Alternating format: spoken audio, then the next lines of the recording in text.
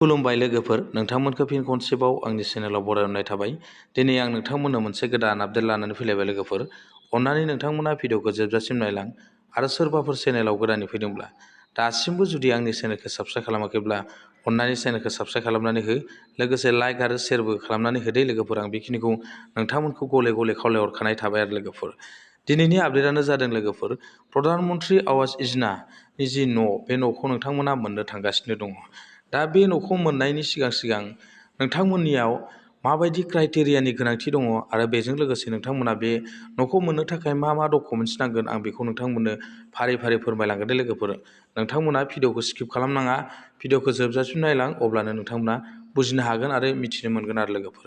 गिबियावनो आं नोंथांमोननि बे न'खौ मोननो थाखाय नोंथांमोना मा बेनिफिट्स आरो बेवहाय लोगोसे नोंथांनि जि डकुमेन्ट्स, बे डकुमेन्ट्सफोरखौ आं नोंथांमोननो सिगाङावनो फोरमायग्रोनोसै आरो लोगोफोर। दानिया नोंथांमोना बे एलिजिबिलिटिखौ नायदो आरो लोगोफोर।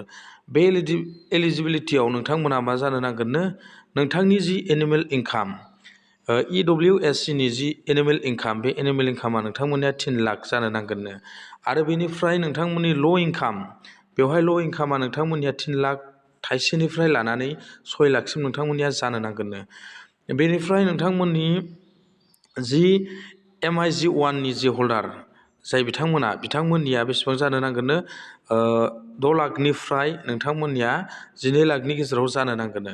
बेनिफ्राय मिडल इनकाम ग्रुपनि MIG-2 निया नोंथांमोननिया बेसेबां 12 लाखनिफ्राय 18 लाख, बेफोरबायदि नोंथांमोननिया जानो नांगोन लोगोफोर। आरो बेजों लोगोसे नोंथांमोननि न'खराव हौवा हिन्जाव थाथारनो नांगोन, आरो बेजों लोगोसे नोंथांमोननिया मा जानो नांगोन, गथ' गथायबो थाथारनो नांगोन होननानै बेवहाय फोरमायथिनाय दं दे लोगोफोर। नोंथांमोना बेखौ नायनानै लाबानो जाबाय आरो लोगोफोर। दानिया लोगोफोर, नोंथांमोना बे PMAYGनि न'खौ मोननायनि सिगां नोंथांमोना मा डकुमेन्ट्सनि गोनांथि दं, आं बेखौबो नोंथांमोननो फोरमायहरखानोसै दे लोगोफोर। नोंथांमोना बेखौ नायलांबानो जाबावबाय आरो। गिबियावनो आं बेवहाय डकुमेन्टआव थुनानै होबाय आरो लोगोफोर। दानिया बेवहाय नायदो नै लोगोफोर, नोंथांमोननो मा डकुमेन्ट्सनि गोनांथि दङ होनब्ला आधार कार्ड, नोंथांमोननो आधार कार्ड नांथारगोन आरो लोगोफोर। बेनिफ्राय सेल्फ सार्टिफिकेट, बेवहाय नोंथांमोननो नांथारगोन affidavit as proof of income. बेनि उनाव आइडेन्टिटि एन्ड रेसिडेन्ट प्रुफ, बेवहाय नोंथांमोननो नांथारगोन जायखिया नोंथांनि पान कार्ड, नोंथांनि भटार कार्ड, ड्राइभिं लाइसेन्स जायखिया मोनसे नांथारगोन।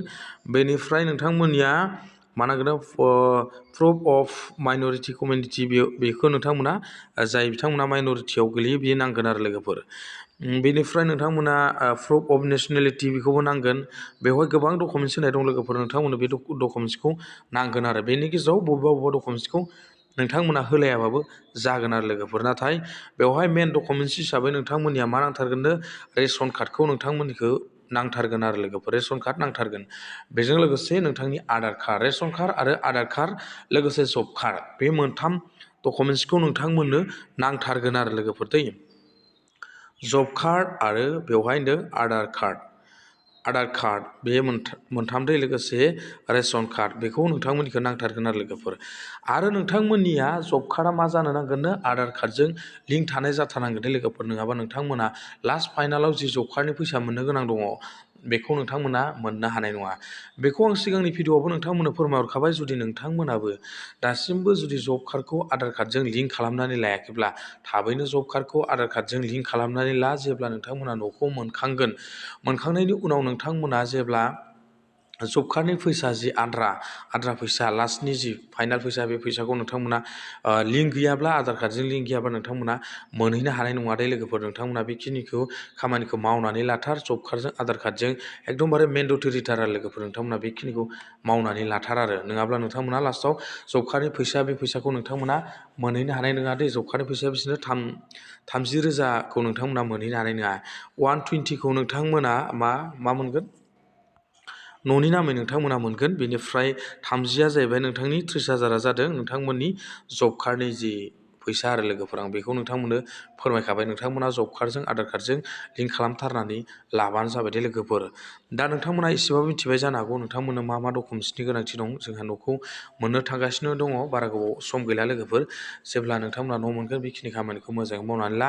आरो बेजों लोगोसे नोंथांमोननि जि रेशन कार्ड, बे रेशन कार्डआबो जुदि नोंथांमोनाव गैखायाब्ला थाबैनो रेशन कार्डखौबो बानायनानै ला लोगोफोर बेवहाय आरो नोंथांनि न'खरनि सोद्रोमाफोरा बेयाव एड खालामजायाखैबा एड खालामनानै लाहैबानो जाबाय आरो लोगोफोर दानिया नोंथांमोनखौ आं फोरमायहरखाबाय नोंथांमोना थाबैनो गोबाव खालामनांला नोंथांनि रेशन कार्डखौ जुदि नोंथांमोना न'नि लिस्ट नाम फैबायबा नोंथांमोना बेवहाय रेशन कार्डखौ एप्लाइ खालामनानै लाथार आरो लोगोफोर अब्लानो नोंथांमोना जेब्ला न' मोनगोन अब्ला नोंथांमोननियाव जेबो प्रब्लेम थानाय नङा लोगोफोर आं बेखिनिखौ नोंथांमोननो फोरमायबाय दिनै भिडिअ'आ एसेनोसै लोगोफोर बेबायदिनो आरो गोदान जुदि आपडेट फैयोब्ला आं नोंथांमोननो फोरमायलांनो नाजागोन गोजोन्थों थेंक इउ नेक्स्ट भिडिअ'आव लोगो मोनगोन